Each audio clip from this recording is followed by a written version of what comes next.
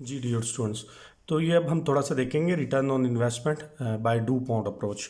ये do point approach है, इसमें हम बेसिकली दो चीज़ें कैलकुलेट करते हैं इंटरेक्ट मेथोडोलॉजी से। एक रिटर्न ऑन इन्वेस्टमेंट्स और दूसरा रिटर्न ऑन एक्विटी।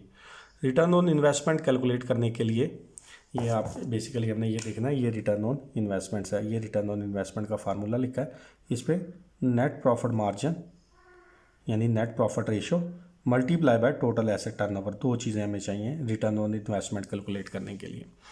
एक ऊपर उसने अर्निंग मल्टीप्लायर भी हमें बताया। अर्निंग मल्टीप्लायर कहते हैं सेल्स प्रॉफिटेबिलिटी को। सेल्स प्रॉफिटेबिलिटी का भी रेशो यही है कि हमारा net profit margin multiply by asset efficiency. Earning power भी इसी को कहते हैं और रिटर्न ऑन इन्वेस्टमेंट भी इसी को कहते हैं। तो ये दो अल्टरनेटिव फार्मूलाज उसने बताए हैं। सेल प्रॉफिटेबिलिटी को हम नेट प्रॉफिट मार्जिन से शो कर सकते हैं। नेट प्रॉफिट मार्जिन में आपने देखा था profit after taxes divided by sales, और नीचे क्या है total asset turnover. Total asset turnover के साथ जब ये दो चीज़ें, टोटल एसेट टर्नओवर हमने ये देखा था sales divided by total asset, दो रेशोस हमने देखी थी। इसको मैं आपको एक यहाँ नेक्स्ट स्लाइड में करके भी बताता हूँ।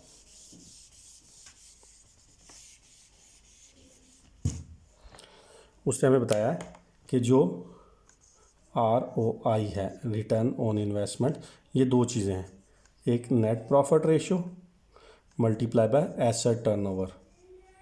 Asset turnover, net profit ratio क्या थी, प्रॉफिट, यहाँ मैं ये लिख देता हूँ profit after taxes divided by sales, और ये एसेट टर्नओवर क्या था, sales divided by total assets. ठीक है, ये सेल्स से काट जाएगी तो हमारे पास चल जाएगा profit after taxes divided by total assets. Return on investment हम दो तरीकों से कैसे कैलकुलेट कर सकते हैं। डू पॉन्ट कहता है कि रिटर्न ऑन जो इन्वेस्टमेंट है, वैसे तो उसका फार्मूला ये है प्रॉफिट आफ्टर टैक्स और डिवाइडेड बाय टोटल एसेट्स, लेकिन वो इनडायरेक्ट अप्रोच के साथ इस चीज़ की हमें कैलकुलेशन करवाता है।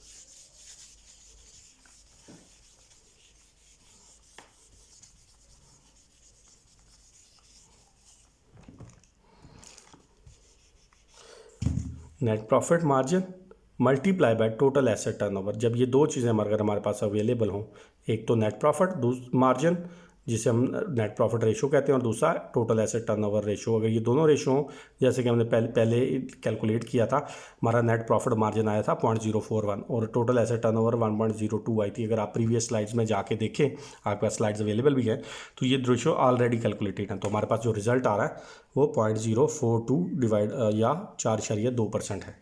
तो ये था do point approach. Do point ने क्या किया, रिटर्न ऑन इन्वेस्टमेंट को दो पोर्शन में डिवाइड कर दिया। पहला पोर्शन नेट प्रॉफिट मार्जिन, ठीक है, और दूसरा पोर्शन टोटल एसेट्स। ये बेसिकली इसको अर्निंग पावर भी कहते हैं। सेल्स प्रॉफिटेबिलिटी का नाम नेट प्रॉफिट मार्जिन है और एसेट एफिशिएंसी जो है वो टोटल एसेट टर्नओवर है। तो ये अर्निंग पावर या रिटर्न ऑन इन्वेस्टमेंट जो है वो इस तरह दो रेशोज़ को मल्टीप्लाई करने से भी हमारे पास रिजल्ट आता है। लेकिन इसका एक एग्जैक्ट फार्मूला मैंने आपको भी बता दिया, वो क्या है, profit after tax divided by total assets. अगर हम ये काम डायरेक्टली भी कर लें तो हमारा ROI कैलकुलेट हो जाता है। तो हम डायरेक्ट कैलकुलेट नहीं कर रहे। फॉर एग्जांपल हमारे पास क्या है कि हमारे पास डाटा नहीं है, रॉ डाटा अवेलेबल नहीं है, तो फिर हम डू पॉन्ट अप्रोच के जरिए रिटर्न ऑन इन्वेस्टमेंट ROI कैसे कैलकुलेट करेंगे।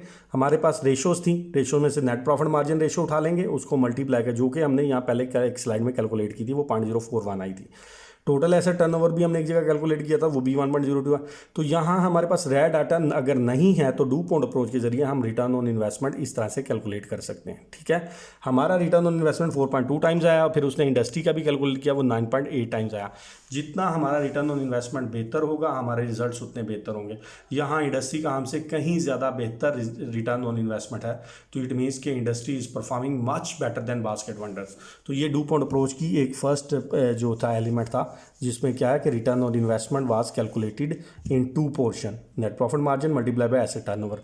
वैसे तो रिटर्न ऑन इन्वेस्टमेंट का डायरेक्ट फार्मूला भी अवेलेबल है, वो मैं आपको लिख के जो भी बताया कि प्रॉफिट आफ्टर टैक्स को डिवाइड कर देंगे टोटल एसेट्स के साथ। लेकिन अगर अब हमारे पास रॉ डेटा अवेलेबल ना हो, हम यहाँ उसका इवन फर्दर ब्रेकअप करना चाह रहे हो, तो हम इन दो रेशोज़ को देंगे।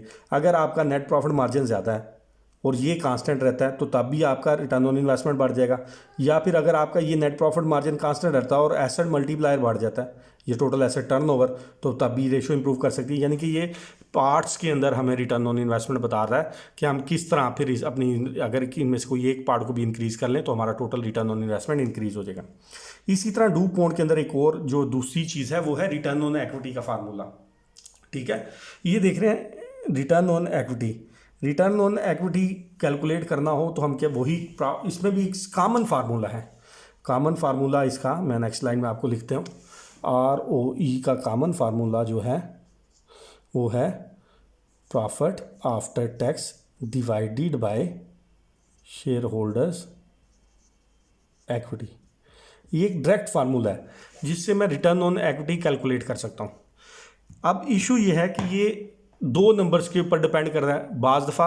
अब अगर इसको फर्दर इसको बाइफरकेट किया है डूपॉन्ट ने 3 हिस्सों में, और उसके अलावा अगर हमारे पास डायरेक्ट फिगर्स अवेलेबल नहीं है लेकिन वो 3 रेशोज़ अवेलेबल हैं, तो फिर भी हम क्या कर सकते हैं कि हम उनकी मदद से यानी डूपॉन्ट अप्रोच की मदद से रिटर्न ऑन इक्विटी कैलकुलेट कर सकते हैं। रिटर्न ऑन इन्वेस्टमेंट और रिटर्न ऑन इक्विटी बड़ी इंपॉर्टेंट फिगर है इन्वेस्टर्स के पॉइंट ऑफ व्यू से। जब वो किसी भी कंपनी को इनमें इन्वेस्ट करने का प्लान करते हैं तो वो इन 2 रेशोज़ को ज़रूर देखते हैं। डूपॉन्ट कहता है कि रिटर्न ऑन इक्विटी 3 चीज़ें आपके पास अगर हों तो आप उनसे रिटर्न ऑन इक्विटी को कैलकुलेट कर सकते हैं। सबसे पहला, अगर आपके पास नेट प्रॉफिट मार्जिन हो उसको आप मल्टीप्लाई कर दें टोटल एसेट टर्नओवर से। ठीक है, फिर तीसरा उसके साथ चीज़ मल्टीप्लाई कर दें इक्विटी मल्टीप्लाई। इससे पहले रिटर्न ऑन एसेट में क्या था, नेट प्रॉफिट मार्जिन और टोटल एसेट टर्नओवर, 2 चीज़ें। अब अगर रिटर्न ऑन इन्वेस्टमेंट को, ये चीज़ें 2 क्या बन गई, ROI, यानी ROI वाली 2 चीज़ें net profit margin multiply by total asset turnover, इसको अगर मल्टीप्लाई कर दें इक्विटी मल्टीप्लायर से, तीसरी चीज़ के साथ अगर मल्टीप्लाई कर दें जिसका उसका नाम दिया है इक्विटी मल्टीप्लायर, तो हमारे पास ROE रिटर्न ऑन इक्विटी आ जाएगा। या फिर हम ये कह सकते हैं अगर ROI को मल्टीप्लाई कर दिया जाए इस चीज़ के साथ तो तब भी हमारे पास ROE कैलकुलेट हो जाएगी। ये इक्विटी मल्टीप्लायर क्या है, ये इसका फार्मूला भी उसने हमें नीचे लिख के बता दिया डूपॉन्ट ने खुद से ही। टोटल एसेट्स को शेयर होल्डर्स इक्विटी पे डिवाइड कर दें, यानी कि टोटल एसेट्स में से कितना पोर्शन है जो बेसिकली शेयर होल्डर्स इक्विटी से फाइनेंस है, तो इस चीज़ को हम क्या कहते हैं, इक्विटी मल्टीप्लायर। ठीक है, तो नेट प्रॉफिट मार्जिन हमने पिछली स्लाइड में भी देखा और जब सब कैलकुलेट किया था तभी वो 0.041 आया था। टोटल एसेट टर्नओवर जो थी वो भी पिछली रेशो में हमने पहले कैलकुलेट किया था, ROI में भी यूज़ किया, वो 1.02 था। तो इक्विटी मल्टीप्लायर इस रेशो से हमने total asset divide by share holder equity निकाला तो 1.90 आया। तो जब इसको मल्टीप्लाई किया तो हमारे पास net result return on equity हमारे पास कितना आया, 0.0808%। तो रिटर्न ऑन इक्विटी जो है हमारा वो 8% है, जबकि इंडस्ट्री का नीचे उसने एवरेज निकाली है वो 17.9% है। तो इंडस्ट्री की रिटर्न ऑन इक्विटी एवरेज हमसे बहुत बेहतर है। ये जितनी रिटर्न्स की फिगर्स हैं, ग्रॉस प्रॉफिट रेशो थी, नेट प्रॉफिट रेशो थी, एसेट टर्नओवर था, रिटर्न ऑन इन्वेस्टमेंट था, रिटर्न ऑन इक्विटी थी, इन सब में प्रॉफिटेबिलिटी की तमाम रेशो में एक चीज़ कॉमन है, वो ये कि इनका रिजल्ट जितना बेटर होगा, जितना ज़्यादा होगा इनका रिजल्ट वो उतना हमारे लिए बेटर होगा, और जितना इनका रिजल्ट कम होगा इतना हमारे लिए बुरा होगा। तो यहाँ रिटर्न ऑन इक्विटी जो है बास्केट वंडर की वो 8% है, जबकि इंडस्ट्री की जो एवरेज है वो 17.9%, और इंडस्ट्री यहाँ भी बहुत बेहतर परफॉर्म कर रही है। अगर हम इस नेट प्रॉफिट मार्जिन के फार्मूले को लिखें कंप्लीट, टोटल एसेट टर्नओवर के फार्मूले को कंप्लीट लिखें और इक्विटी मल्टीप्लायर के फार्मूले को कंप्लीट लिखें और तीनों को मल्टीप्लाई करें, तो सब की जो है वो मैं आपको दोबारा इसकी रिटर्न ऑन इक्विटी की कैलकुलेशन करके बताता हूँ। ROE नेट प्रॉफिट में क्या होता है कि profit after tax divided by sales. Asset turnover में क्या होता है, sales divided by total assets. तीसरी चीज़ थी इक्विटी मल्टीप्लायर, इसमें था total asset divided by shareholders equity. ठीक है, सेल से कट गया, टोटल एसेट से कट गए, तो नेट फार्मूला क्या होता है, profit after tax divided by shareholders equity. ठीक है, तो सिंपल फार्मूला अगर रिटर्न ऑन इक्विटी कैलकुलेट करना है तो हम बैलेंस शीट में से प्रॉफिट आफ्टर टैक्स ले लेंगे और बैलेंस शीट में से शेयर होल्डर्स इक्विटी ले लेंगे, इनको डिवाइड करेंगे तो वो हमारे पास रिटर्न ऑन इक्विटी आ जाता है। तो डूपॉन्ट ने सिंपली क्या किया हुआ है, डूपॉन्ट ने उसको जस्ट 3 हिस्सों में डिवाइड किया है। उसने कहा कि अगर इसका बेसिक एनालिसिस करना हो, ये फार्मूला था, ये किसका था, net profit ratio multiply by asset turnover ratio multiply bye equity multiply, ठीक है, मल्टीप्लाई। उसने इन तीन चीज़ों में इसको बाइफरकेट कर दिया। अगर हम परफॉर्मेंस को डीपली एनालाइज करते हैं तो रिटर्न ऑन इक्विटी ज़्यादा होने की एक रीज़न हो सकती है कि आपका नेट प्रॉफिट ज़्यादा हो जाए, या आपकी ऐसे टर्नओवर बेहतर हो जाए, या आपका एक्टिव मल्टीप्लायर बेहतर हो जाए। अगर इनमें से कोई एक चीज़ भी इंप्रूव करेगी तो रिजल्टेंटली आपका जो रिटर्न ऑन इक्विटी है वो इंप्रूव करेगा। ये डूपॉन्ट की अप्रोच है। डूपॉन्ट ने सिंपली रिटर्न ऑन इक्विटी को थोड़ा सा इंप्रूव करके डिवाइडेड में पार्ट में डिवाइड करके हमें समझाया कि ये चीज़ें मिलें तो रिटर्न ऑन इक्विटी हमारे पास कैलकुलेट हो जाती है। तो हम इंडिविजुअली भी किसी इनमें से एक एरिया को इंप्रूव कर लें अगर, तो हमारी रिटर्न ऑन इक्विटी जो है वो इंप्रूव करेगी। और ये दो जो पहली चीज़ें हैं अगर इन दोनों को ही कंबाइन कर लें तो ये क्या होता है, ये ROI है। ROI को अगर ये इस टर्म से यानी इक्विटी मल्टीप्लायर से मल्टीप्लाई करें तो तब भी ये ROE ही आता है। तो यानी कि ये इनडायरेक्ट अप्रोच है ROE कैलकुलेट करने के। ये दो इनके इफेक्टिवनेस हो सकती है। एक तो ये डिटेल में बाइफरकेशन में बताता है कैसे रिटर्न ऑन इक्विटी और कैसे रिटर्न ऑन एसेट इंप्रूव हो सकते हैं, रिटर्न ऑन इन्वेस्टमेंट। और दूसरा, अगर हमारे पास बेसिक फिगर्स नहीं है और सिर्फ रेशोज़ अवेलेबल हैं तो हम उनसे किस तरह जर्नली रिटर्न ऑन एसेट्स और रिटर्न ऑन लायबिलिटीज़ कैलकुलेट कर सकते हैं। तो ये था डूपॉन्ट अप्रोच के जरिए। Summary of profitability and trend analysis पूरे एरिया की अब इसमें समरी एक्सप्लेन की गई है। The profitability ratios of BW have all been falling since 2001। हम ट्रेंड से ये एनालिसिस किया कि 2001 से 2003 में आते आते बास्केट वंडर्स की तमाम प्रॉफिटेबिलिटी जो है वो डिक्लाइन हुई है। Each has been below industry average for the past 3 year. और तीनों सालों में, पिछले 3 सालों में हमारी हर फिगर प्रॉफिटेबिलिटी की इंडस्ट्री एवरेज से कम है। This indicates that cost of good sold and administrative cost में both to higher and a potential problem for इससे दो ही ना, हमारी प्रॉफिटेबिलिटी रिड्यूस हो सकती है कि हमारी कास्ट ऑफ गुड सोल्ड ज़्यादा है या फिर हमारे एडमिनिस्ट्रेटिव एक्सपेंस ज़्यादा है। ये दोनों चीज़ें अगर हमारी ज़्यादा है तो फिर हमारे लिए ये पोटेंशियल प्रॉब्लम है जिसकी वजह से हमारी प्रॉफिटेबिलिटी डिक्लाइन की तरफ जा रही है। Note this result is consistent with the low interest coverage ratio. अगर हम ये कह सकते थे कि हमारी इंटरेस्ट कास्ट ज़्यादा है तो उससे भी ये प्रॉफिटेबिलिटी, लेकिन हमने ये देखा पिछली स्लाइडों में कि हमारी इंटरेस्ट कास्ट जो है वो इंडस्ट्री की एवरेज के बराबर थी। हमने इंडस्ट्री जितना ही लोन हुआ था और इंडस्ट्री के बराबर ही हमारी जो थी वो इंटरेस्ट कवरेज रेशोज़ थी। समरी रेशो एनालिसिस, ये इसमें क्या चीज़ें रिजल्ट इन्फर की हमने।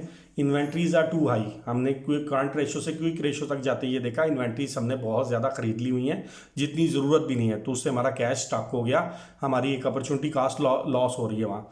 May be paying off creditors account payable too soon, हमने ये भी देखा एक्टिविटी रेशो से कि हम जो है पेएबल्स को बहुत जल्दी पे कर रहे हैं। हम 22 डेज़ में पे कर देते हैं, इंडस्ट्री 45 डेज़ में पे करती है, तो वो वहाँ भी हमारे फंड्स जो हैं वो एफिशिएंटली यूटिलाइज नहीं हो रहे। कास्ट ऑफ गुड सोल्ड में भी टू हाई, हमारी कास्ट ऑफ गुड सोल्ड ज़्यादा है। सेलिंग जनरल एडमिनिस्ट्रेटिव कास्ट में भी टू हाई। ये सारी चीज़ें हमने रेशो एनालिसिस से अंदाज़ा लगाया।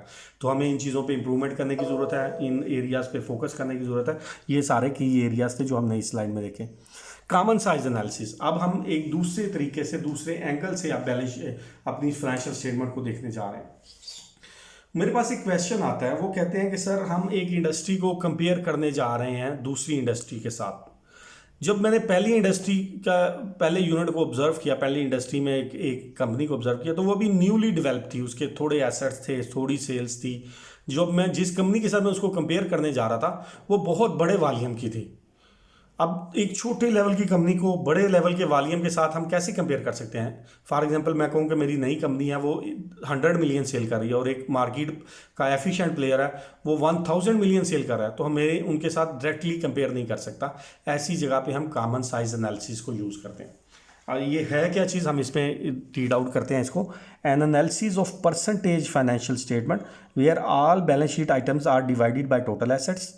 क्या कहते हैं कि हम एक परसेंटेज बेस जो है फाइनेंशियल स्टेटमेंट्स है उनको ले लेते हैं। Analysis of percentage financial statement, हम परसेंटेज बेस्ड फाइनेंशियल स्टेटमेंट में आ जाएंगे। वेयर ऑल बैलेंस शीट, जब बैलेंस शीट को वो हम करेंगे तो all balance sheet items are divided by total assets and all income statement items are divided by net sales or revenue. हम इसमें परसेंटेज वाइज स्टैंडर्डाइज किस्म की आप फाइनेंशियल स्टेटमेंट्स को कंपेयर करेंगे। अगर इस किस्म की मिस मैचिंग आ जाए तो हम बैलेंस शीट के तमाम आइटम्स को, फॉर एग्जांपल जो छोटी कंपनी है उसकी बैलेंस शीट के टोटल एसेट भी थोड़े होंगे, हम हर आइटम को टोटल एसेट्स पे डिवाइड करके परसेंटेज निकाल लेंगे। और जब इनकम स्टेटमेंट की बारी आए तो इनकम स्टेटमेंट के हर आइटम्स को सेल्स के साथ डिवाइड करके जो है हम उसकी रेशो निकाल लेंगे। तो ये स्टैंडर्डाइज हो जाएंगी, बैलेंस शीट स्टैंडर्डाइज हो जाएगी as compare to its total assets. Income statement standardise हो जाएगी एज कम्पेयर टू सेल्स। तो जब ये दोनों कंपनियों की अपने टोटल एसेट और अपनी सेल के हिसाब से बैलेंस शीट और इनकम स्टेट स्टैंडर्डाइज हो जाएगी तो तब हम उनको कंपेयर कर सकते हैं। तो इस एनालिसिस को हम कहते हैं कॉमन साइज एनालिसिस। ठीक है, अब देखें ये हमारे पास बास्केट वंडर की 2001 की एक्चुअल बैलेंस शीट है, एसेट साइड है उसकी, ये देखें 3 सालों की एसेट साइड है। अब जब हमने फॉर एग्जांपल 2003 का ईयर हम सेलेक्ट कर लेते हैं, तो हमने इसको अगर स्टैंडर्डाइज करना है तो ये 2003 का कॉमन साइज है परसेंटेज में। तो हमने क्या किया, कैश है 90 का, 90 को डिवाइड कर दिया 200 169 पे, तो हमारे पास रेशो आ गई 4.15। फिर हमने 394 को डिवाइड किया जब 2169 पे तो 18.17% आया। 696 को भी डिवाइड किया तो हमने हर आइटम को, जो बैलेंस शीट की हर आइटम की थी, उसको टोटल एसेट्स के साथ जो ये बेस फिगर थी इससे डिवाइड करके उनकी परसेंटेज टर्म में उनको यहाँ लिख दिया।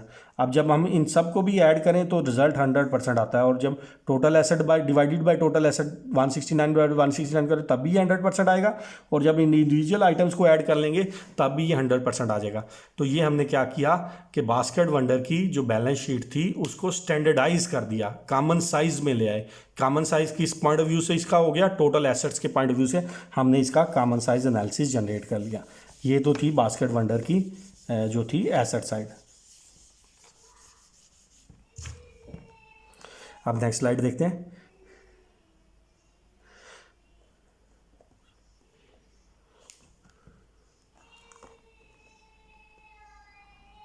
यहाँ कुछ प्रॉब्लम आ गया बेसिकली। अब जिस तरह हमने ये एसेट साइड को स्टैंडर्डाइज किया है, इसी तरह यहाँ लायबिलिटी साइड को भी हमने बेसिकली स्टैंडर्डाइज करना था। स्लाइड में कोई इशू है, इंशाल्लाह हम नेक्स्ट में देखते हैं।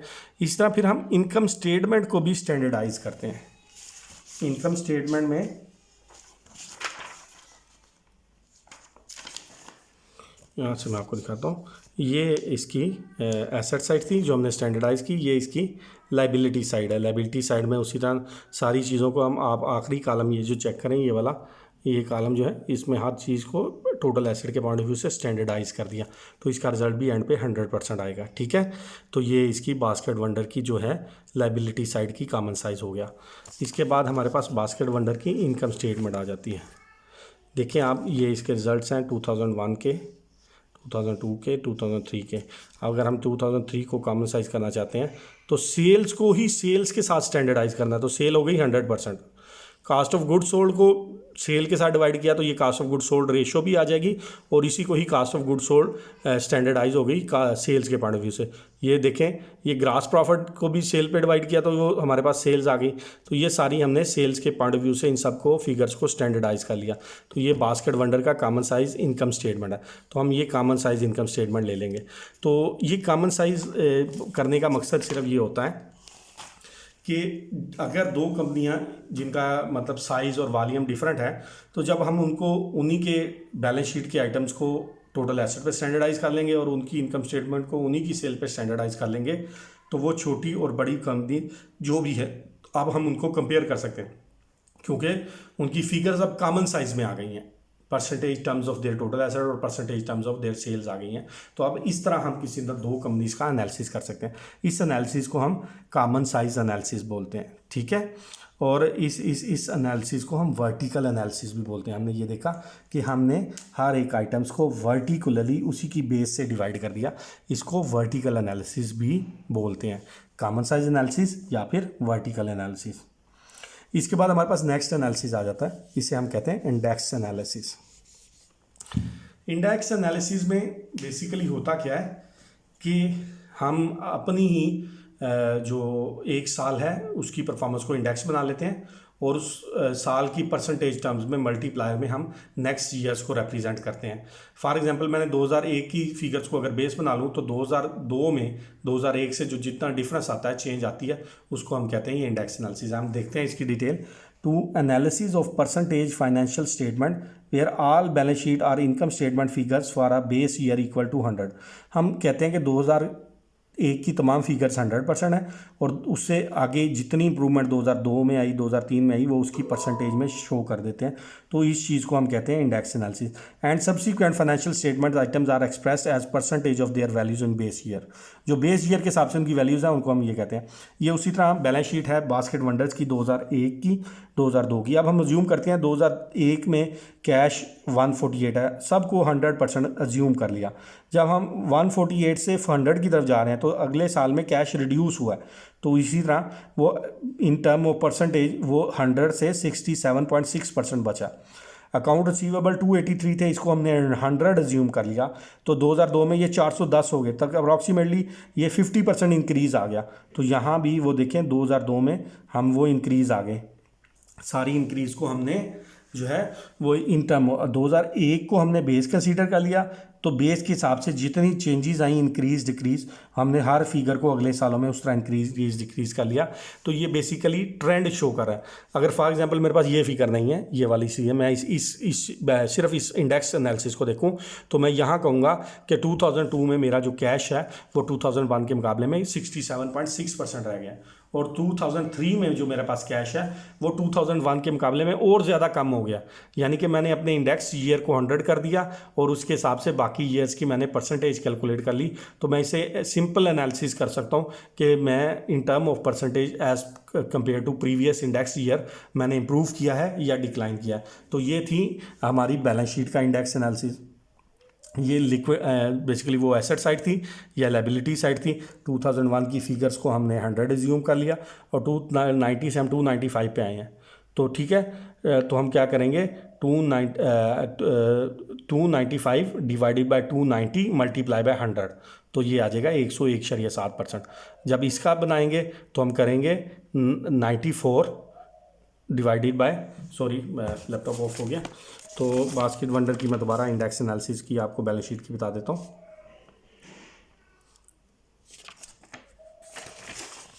जी, ये मेरे पास स्लाइड्स आ गई। तो हम अगर इस 94 की बात करें तो ये 116 की फिगर कैसे आई, 94 डिवाइडेड बाय 81 मल्टीप्लाई बाय 100, तो हमारे पास ये 116% इसका आंसर आ जाएगा। तो इस तरह हम हर आइटम की परसेंटेज निकाल लेंगे बेस ईयर को 100 कंसीडर करते हुए। ठीक है, ये न्यू फिगर 2002 की divided by base figure of 290 multiply by 100 करके हम टर्म को इंडेक्स कर लेंगे। तो ये थी हमारे पास जो हम इस चूँकि हम ये एनालिसिस कर रहे हैं इस चीज़ को बेस बनाते हुए, सॉरी एक मिनट कैमरा, इस चीज़ को बेस बनाते हुए, और हम एनालिसिस में यूँ मूव कर रहे हैं। इसको इंडेक्स एनालिसिस भी कहते हैं और इसको हॉरिजॉन्टल एनालिसिस भी कहते हैं। तो ये हमारे पास टोटल था फाइनेंशियल एनालिसिस का चैप्टर। मैं उम्मीद करता हूँ कि आप सबको समझ आई होगी। अस्सलाम वालेकुम।